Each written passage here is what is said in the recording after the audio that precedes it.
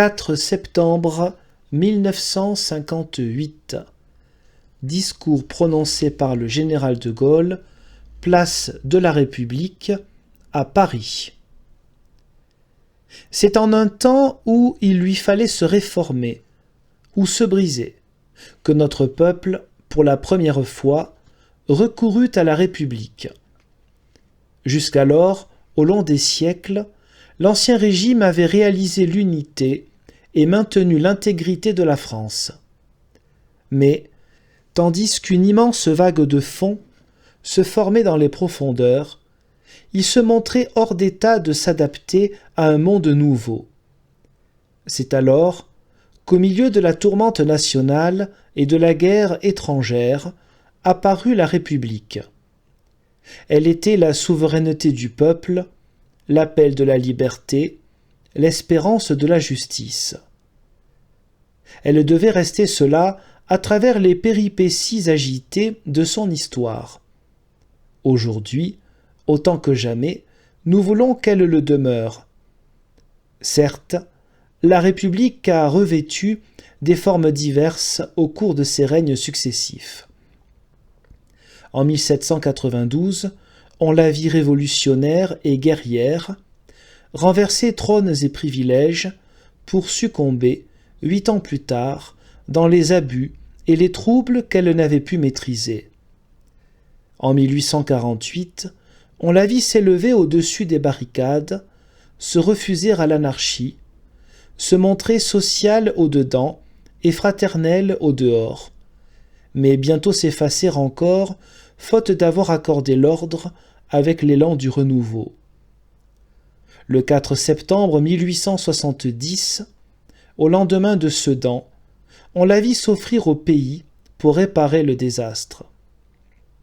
De fait, la République sut relever la France, reconstituer les armées, recréer un vaste empire, renouer des alliances solides, faire de bonnes lois sociales, développer l'instruction, si bien qu'elle eut la gloire d'assurer, pendant la Première Guerre mondiale, notre salut et notre victoire.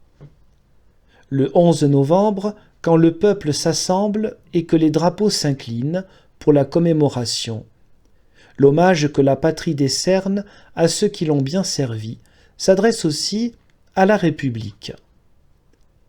Cependant, le régime comportait des vices de fonctionnement qui avaient pu sembler supportables à une époque assez statique, mais qui n'étaient plus compatibles avec les mouvements humains, les changements économiques, les périls extérieurs, qui précédaient la Deuxième Guerre mondiale. Faute qu'on y eût remédié, les événements terribles de 1940 emportèrent tout, mais quand, le 18 juin, commença le combat pour la libération de la France, il fut aussitôt proclamé que la République à refaire serait une République nouvelle. La résistance tout entière ne cessa pas de l'affirmer. On ne sait que trop, ce qu'il advint de ses espoirs. On ne sait que trop, qu'une fois le péril passé, tout fut livré et confondu à la discrétion des partis. On ne sait que trop, quelles en furent les conséquences.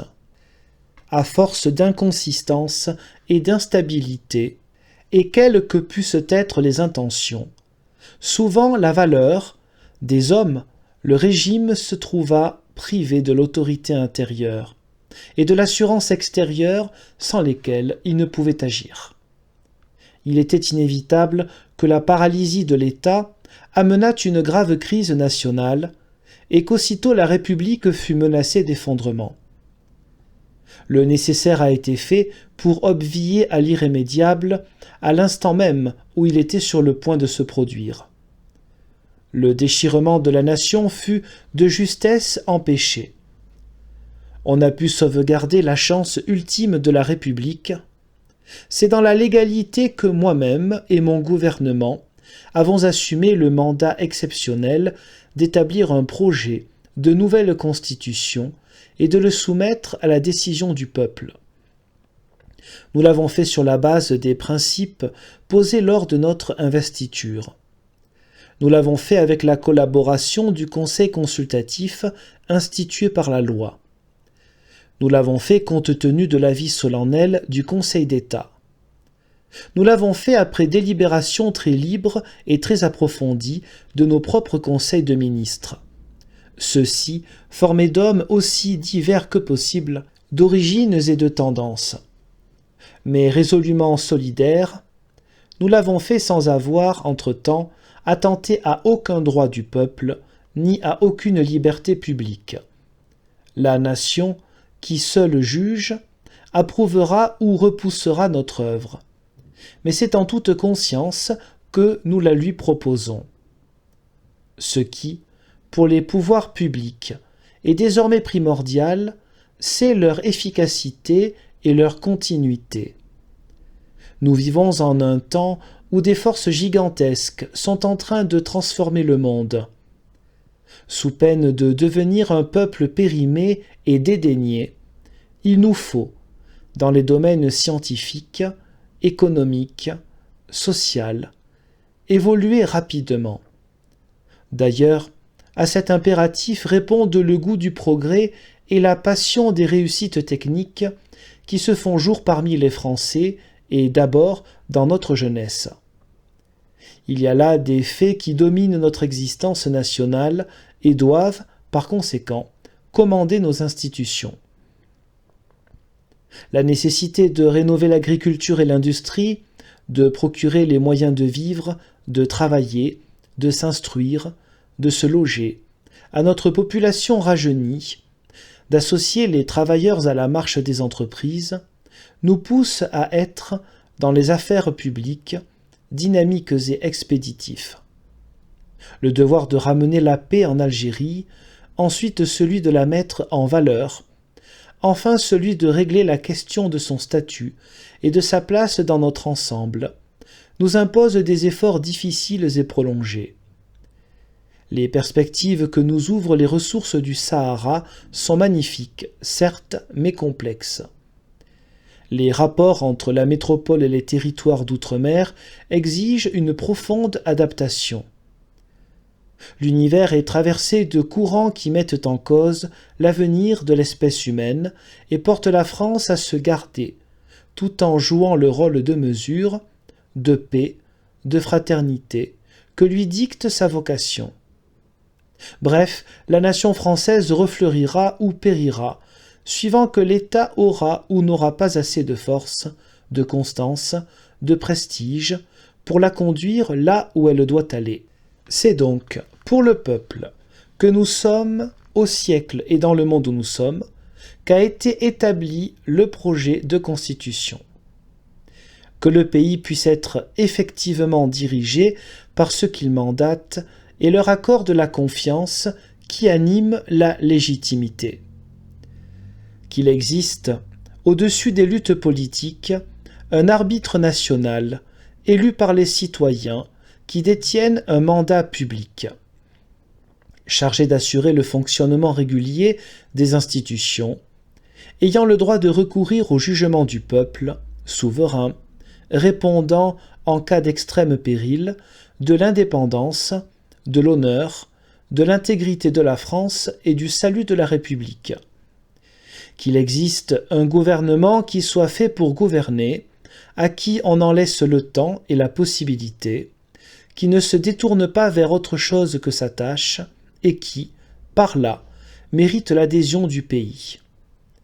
Qu'il existe un Parlement destiné à représenter la volonté politique de la nation, à voter les lois, à contrôler l'exécutif, sans prétendre sortir de son rôle.